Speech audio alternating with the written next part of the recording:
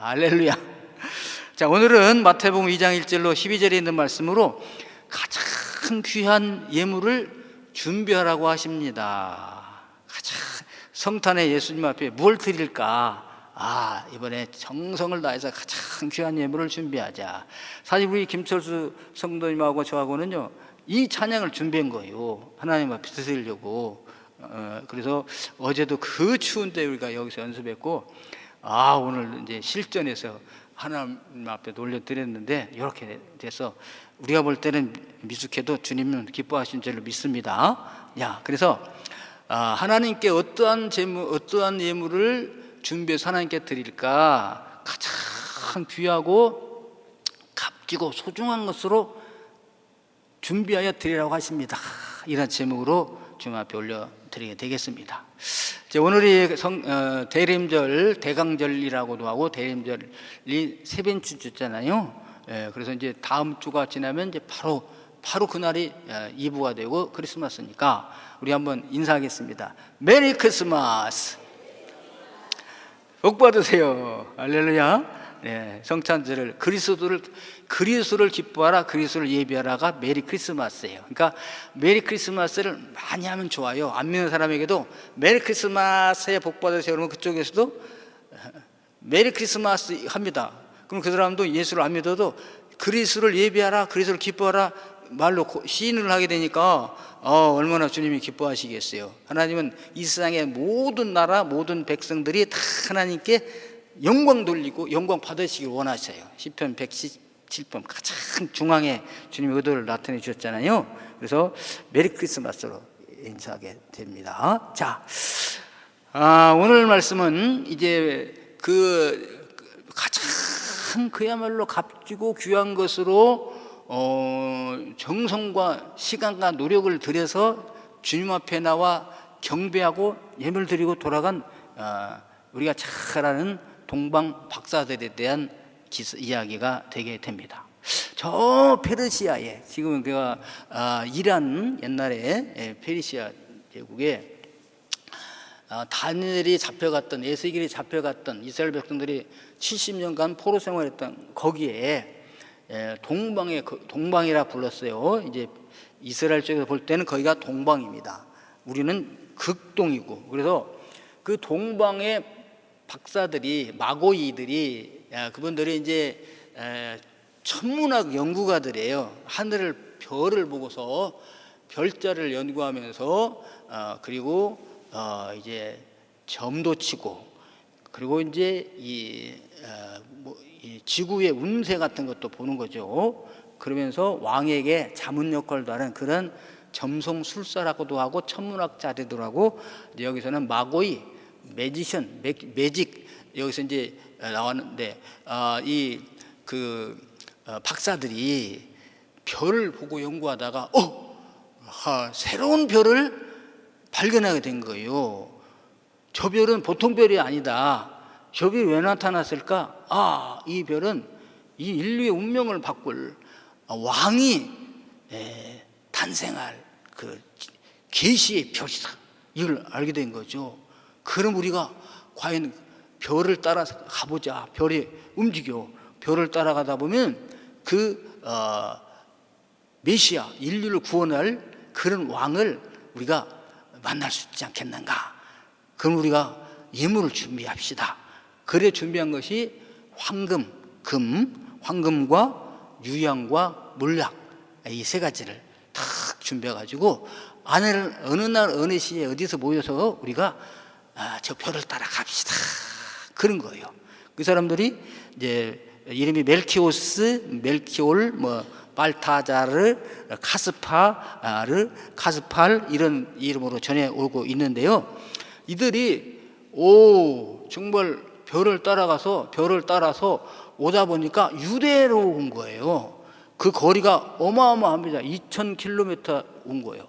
약 한 4-5개월 걸려요. 그러니까 다니엘이 잡혀가고 느헤미야가 오고 이렇게 다시 돌아올 때 보니까 4개월, 5개월 걸렸다고 그랬잖아요. 그러니까 그 먼 거리를 낮에는 갈 수 없잖아요. 낮에는 왜 별이 안 보이니까. 근데 밤에 그 별을 따라서 오고 와서 얼마나 시간을 걸려가지고 오다 보니까 유대로 가는 거죠. 유대.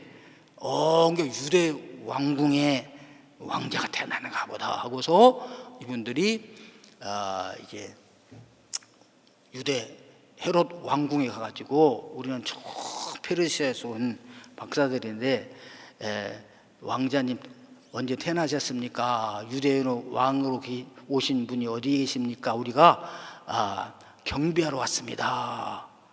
무슨 소리지? 저분들은 보통 사람들이 아니고 인류 역사를, 운명을 예언도 하는 그런 천문학자들인데, 점성술사들인데, 이 페르시아 그 대국의 박사들인데, 유대인이 왕이 태어났다고 온 걸 보면 태어난 것 같긴 한데, 아니 왕궁에 지금 아들 태어난 게 없지 않느냐? 맞습니다. 그거 모셔드리라 해가지고요, 자세히 묻고, 우리가 이제 왕자가 태어나지 않았는데 혹시 그 별을 따라가다가 그 메시아 왕자를 만나면은 저에게도 가르쳐 주십시오. 헤롯 왕이, 헤롯 그때 대왕입니다. 헤롯 왕이 그랬어요. 그러면 나도 가서 경배하겠습니다. 얼마나 겸손한 왕입니까? 왕인데 이 왕이 또 태어났다 그러면 위협스럽잖아요. 근데 나도 가서 경배하기 원하니 가르쳐 주십시오. 그러니까 박사들은 흐뭇한 마음을 가지고 왕궁을 나와서 하늘을 보니까 그 별이 문득 다시 나타난 거죠. 그래서 그 별을 따라가서 보니까 구유에 누인 아기 예수님을 발견하게 되잖아요.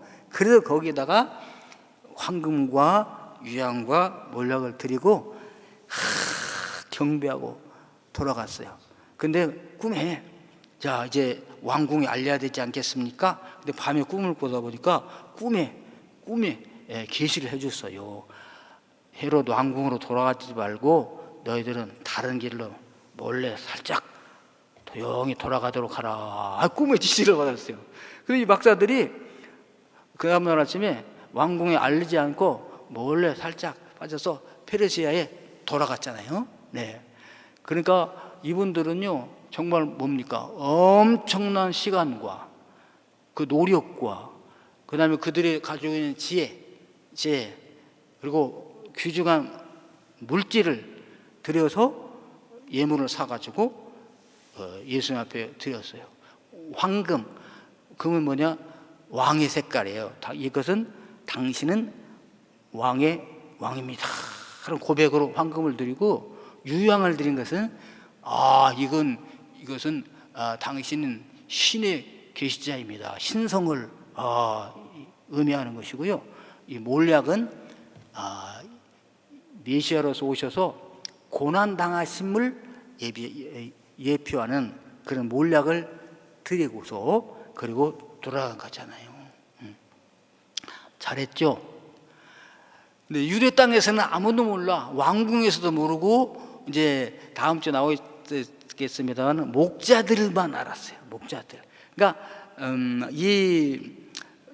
동방의 박사들은 스스로 별을 보고 자기들의 지혜로 깨달아서 온 거고, 이 목자들은 이제 천사가 가르쳐줘 가지고 온 거잖아요. 자, 근데 오늘은 이제 이 박사들의 문제니까 그 박사들이 돌아갔습니다. 근데 이제 이게 이제 뭡니까? 자료에 보면은 박사가 뭡니까? 3명이 아니라 원래 4명이었다는 거죠. 4명이. 그래서 4명이 박사가 이제 여기서 만나서 같이 가기로 이렇게 딱 했는데, 이 4번째 박사는 알타반이라는, 우리가 크리스마스 때 연극도 많이 해요. 4번째 천사 알타바. 연극도 하는데 정말 저는 그의 은혜를 많이 받아요. 그래서 이 알타반이라는 박사가 이분도 예물을 준비했어요.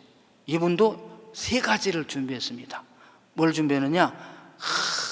사파이어, 푸른 빛깔이 나는 사파이어를 준비하고요. 그 다음에 루비, 붉은 이 색깔 나는 루비를 준비하고요. 그 다음에 하얀 진주를 아주 준비를 했어요. 3가지를 준비해 가지고 이제 약속 장소로 가는 겁니다. 가다가 누구를 만났냐면요, 열병으로 병들어 신음하는 사람을 만나게 돼요. 도와주세요. 끙끙 앓고 있어서 얼마나 아프십니까? 그러니까 막 열이 펄펄 나지를 않나, 아무도 돌봐주는 사람이 없어요. 그래서 이분을 내가 치료해 줘야 되겠다. 치료하려니까 돈이 들어가잖아요. 어떡하지?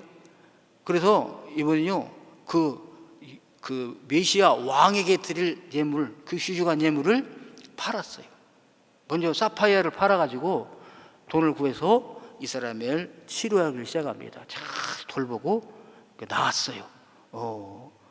그런데 이 사람이 오니까 유대인이에요. 유대인.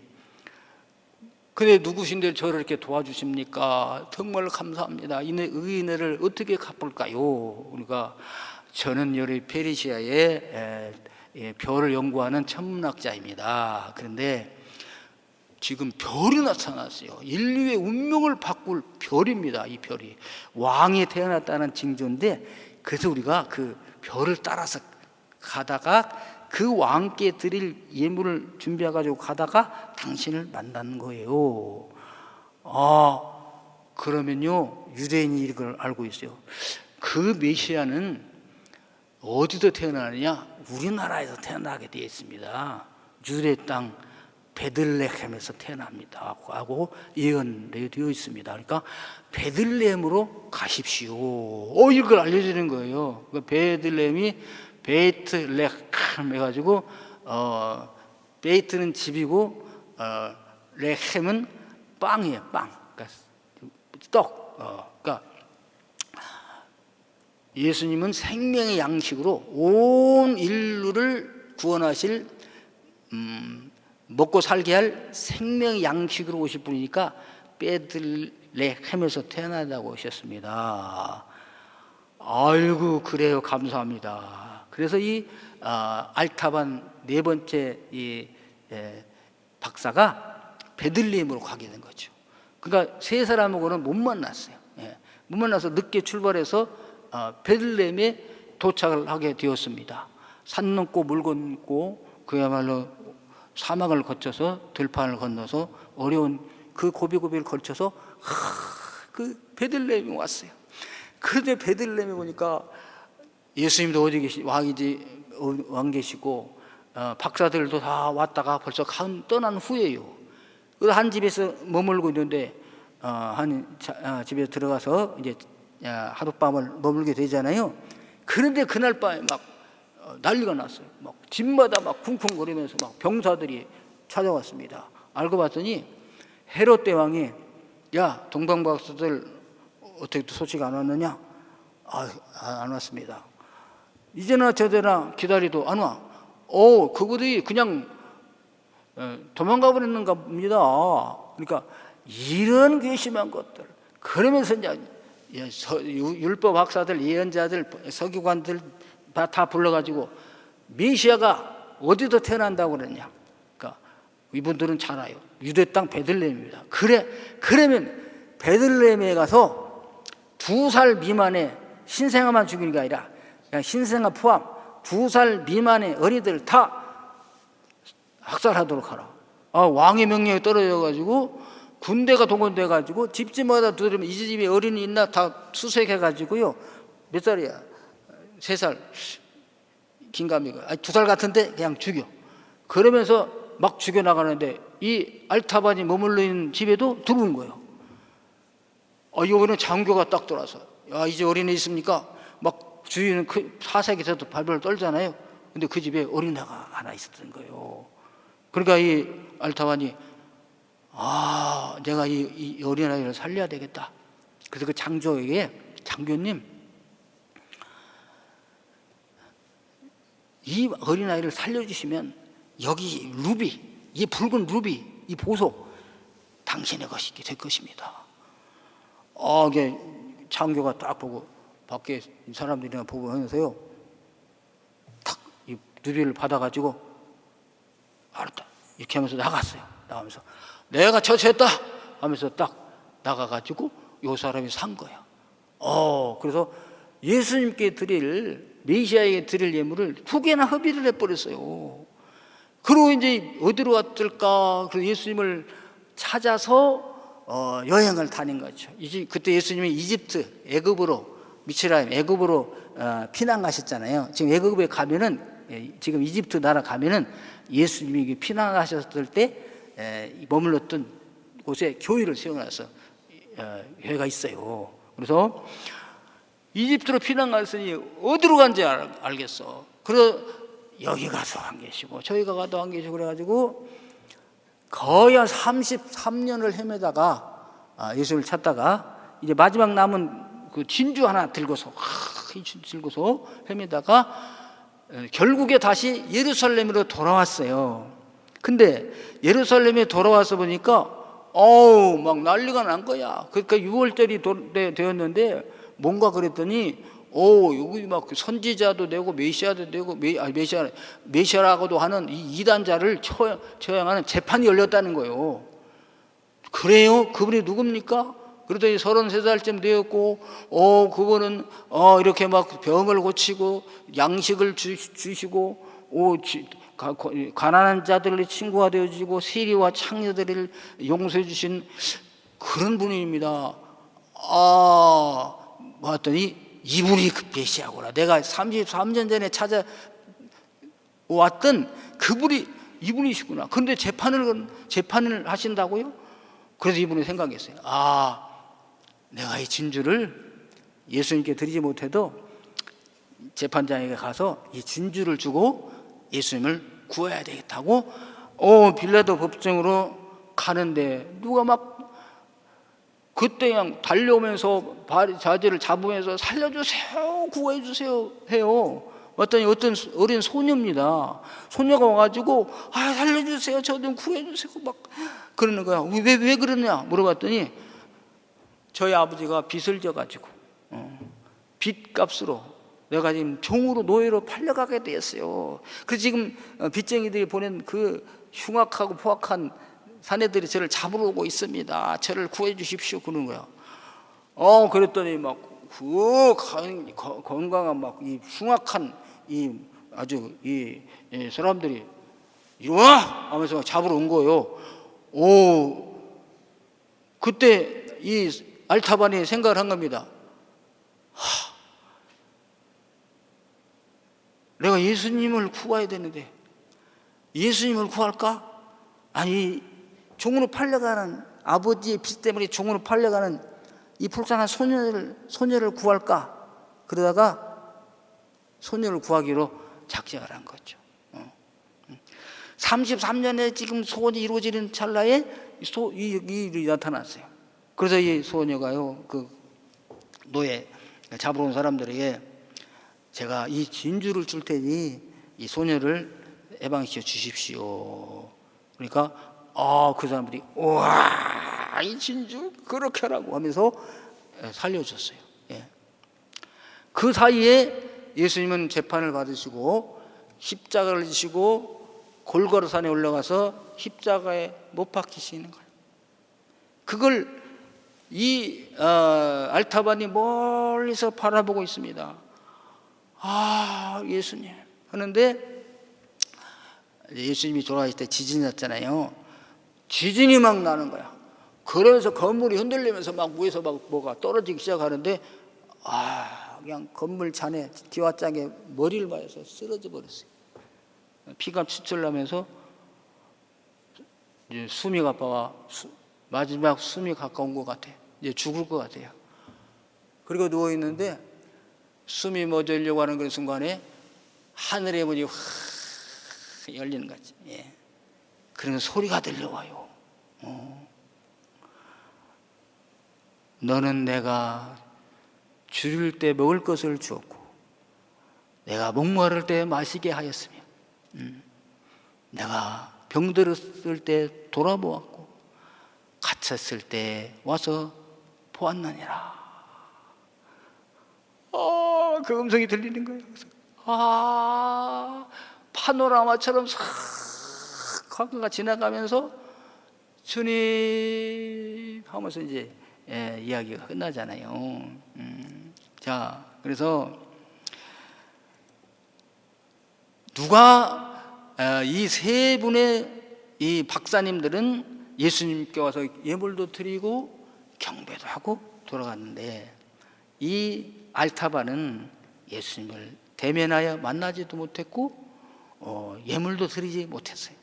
오히려 예수님께 드릴 예물을 다른 곳에 다 흡여다 보니까 예물도 없었어요. 그런데 주님은 이 알타반의 예물을 받으셨다는 거죠. 이걸 깨닫고 이 알타반은 숨이 먹게 되게 된 것입니다. 여러분, 이 말씀은요, 그 마태복음 25장에 보면 세 가지 비유가 나오잖아요. 세 가지 비유. 첫째는 지혜로운 처녀의 비유. 10처녀가 있었는데 항상 여러분 비교가 됩니다. 5처녀는 좀 미련해, 지혜롭지 못해. 5처녀는 아주 지혜롭고 슬기롭습니다. 신랑을 준비해야 되는데 5처녀는 등을 딱, 신랑 이제 그 나라는 밤에 결혼식을 하니까 신랑입니다. 그러면 이제 불을 켜가지고 나가야 되는데 그 불을 신부가 준비하게 돼 있어요. 근데 등을 딱 준비해 놓고 있어요. 그런데 등만 준비해 놨지 그 속에 기름이 없어요. 그러니까 기름이 있어야 불을 밝힐 수 있지 않겠어요? 겉으로 볼 때는 등이야. 근데 이제 지혜로운 이 5처녀들은 등 속에 기름을 가득히 준비해 놓은 거야. 언제 예수님이 오셔도 탁 신랑이로다 하면 드디어 오셨다. 불 켜가지고 탁 맞으러 나갈 준비가 돼 있는 거죠. 그런데 진짜 신랑이 로다 했더니 이 5처녀들은 불을 못 밝히니까 신랑을 못 맞이해요. 잔치집에 못 들어가. 그런데 이 5처녀는 불 밝혀서 잔치에 참여했다. 그런 기록이 나오잖아요. 그러니까 우리가 마지막 시대에 다 등만 가지고 있어. 겉으로는 신자야. 근데 속은 신자가 아니야. 기름이 없어. 주님이 안 계셔. 성령님이 안 계셔. 그러니까 주님 오신다 할지라도 이 겉모습만, 겉등만 가지고는 못 가. 속에 기름이 있어야지. 기도하고 하나님 말씀으로 충만하고 주님 말씀을 지키고 했을 때 기름이 충만해서 주님을 맞이할 수가 있습니다. 이게 이제 이 지혜로운 처녀에 대한 비유이고요. 두 번째가 뭔가 달란트의 비유입니다. 왕이 먼 나라 갈 때 달란트를 주었어요.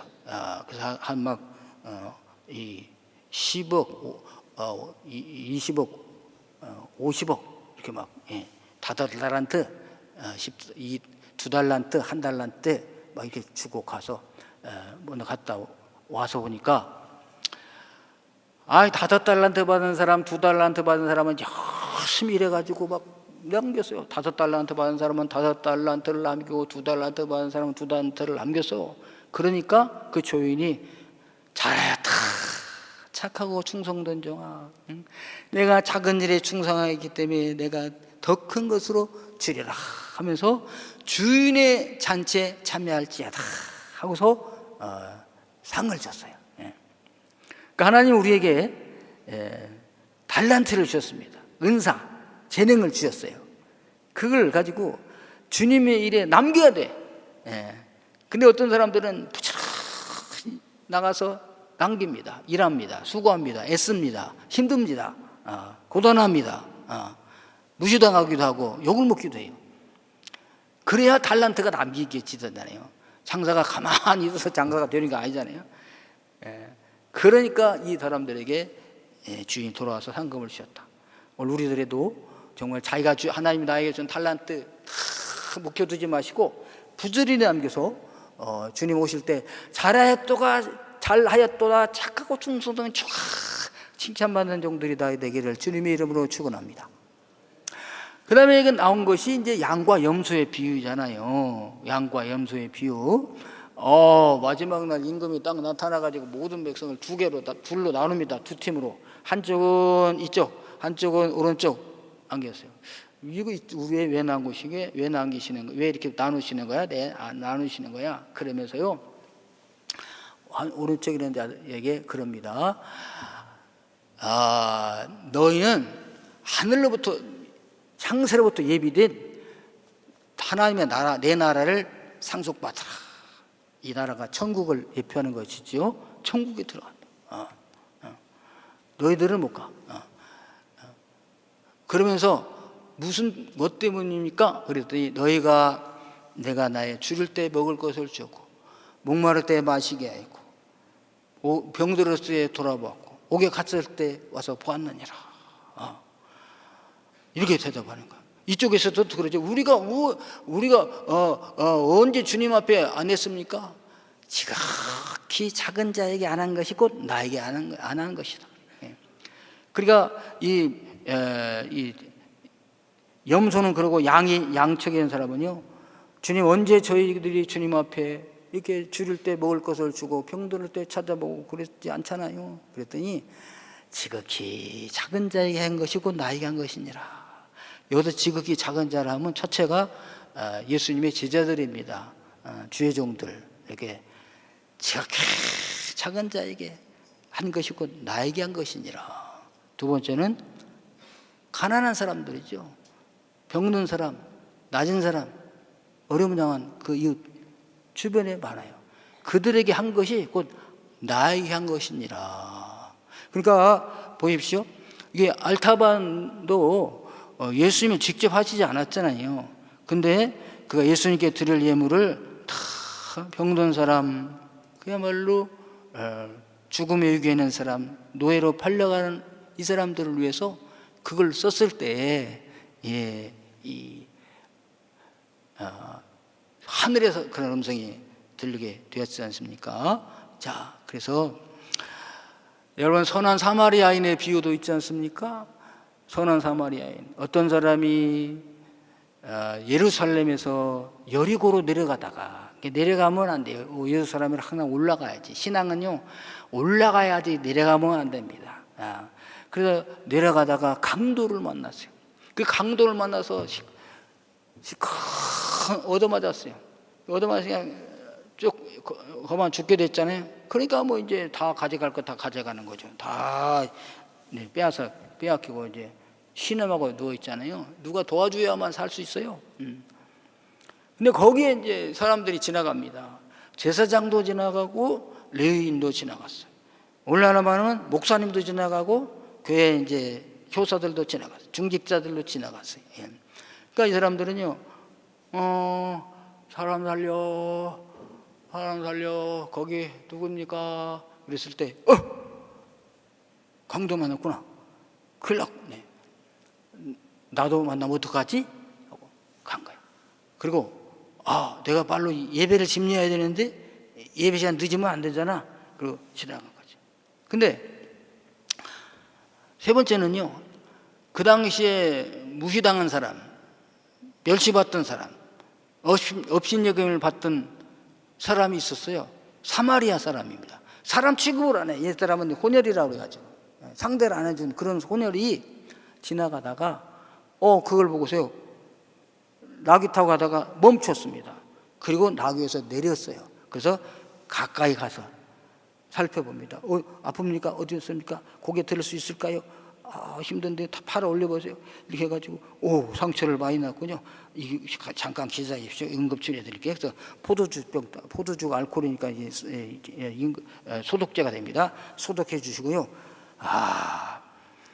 조금 그래도 살 수는 있겠습니다. 그래서 이제 제 나귀 한번 타보십시다. 그래가지고 그냥 힘들고 해서 해가지고 나귀에 태우기가 이거 쭉 쳐준 사람 태우기 어렵습니다. 그냥 거의 타기 얽혀가지고 이제 갔어요. 가가지고 주막집에 가가지고요, 주막집 주인에게 부탁을 해요. 이 사람 강도 많은 사람인데 다 빼앗겨서 아무것도 없으니까 내가 대신 돈을 줄 테니까 이 돈 받으시고 이 사람 먹이고 입히고 치료 좀 해 주십시오. 만약에 이 돈이 모자라면 부비가 더 들면 내가 다시 돌아올 텐데 돌아오는 길에 내가 갚아드리겠습니다. 그리고 떠난 거예요. 자, 여기서 이제 강도 많은 사람은 저와 여러분들입니다. 여기 선한 사마리아인은 누구일까요? 예수님이시죠.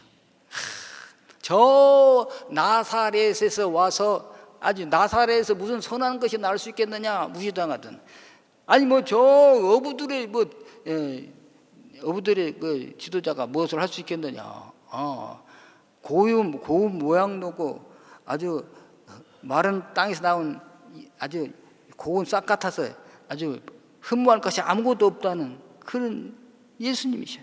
그 예수님이 오셔가지고요 우리를 가까이 오셔서 이 상처를 치료하시고 자기 시간과 돈을 들이시고 우리를 구원하신 예수님의 예표가 이 선한 사마리아인이 되게 됩니다. 이건 어거스틴의 해석인데요. 자, 그러면은 예수님께서는 왜 이렇게 그렇게 하셨을까?